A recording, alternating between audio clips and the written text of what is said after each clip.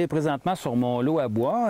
Bon, moi, je dis souvent qu'il y a des Québécois des villes et des Québécois des bois. Moi, je me sens plus attiré par les grands espaces.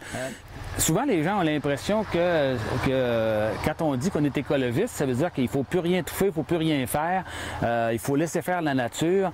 Bien, la nature, je pense que c'est comme le reste, ça a des beaux côtés, des moins beaux côtés. Puis il arrive parfois que dans la nature, il y a des événements malheureux. Par exemple, comme on voit ici, là, il y a un arbre qui est mort. Là. Bon, là, si on laisse cet arbre-là mort, si on le laisse pourrir, à ce moment-là, tout le carbone qu'il a capté durant toute sa vie va remonter dans le ciel et à ce moment-là, sa vie va avoir été inutile.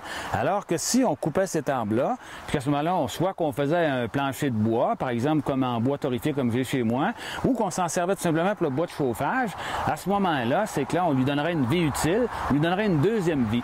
Et c'est pour ça que moi, je dis souvent que je rêve du jour où je vais voir le premier ministre ou un premier ministre ou une première ministre couper un arbre et dire « Je viens de poser un geste écologique parce que je viens de capter le carbone, puis je viens d'utiliser ce matériau-là pour faire soit des planchers, soit des meubles ou d'autres produits qui vont faire la fierté des Québécois et des Québécoises. » C'est-à-dire que récolter un arbre, pour moi, c'est un geste écologique.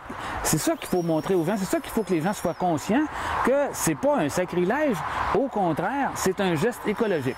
Puis ça ne veut pas dire qu'il faut tout couper les arbres, parce que moi, j'ai été un des premiers à militer pour avoir des aires protégées, mais il faut trouver un équilibre là-dedans entre des aires protégées, des espaces qui sont conservés naturels et d'autres espaces qui vont être utiles à l'ensemble de nos besoins.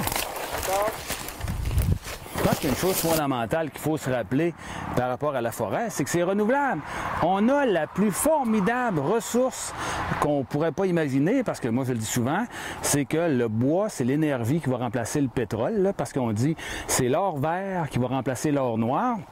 C'est une ressource qui est noble, écologique et renouvelable. Et je suis persuadé que ça représente l'avenir du Québec.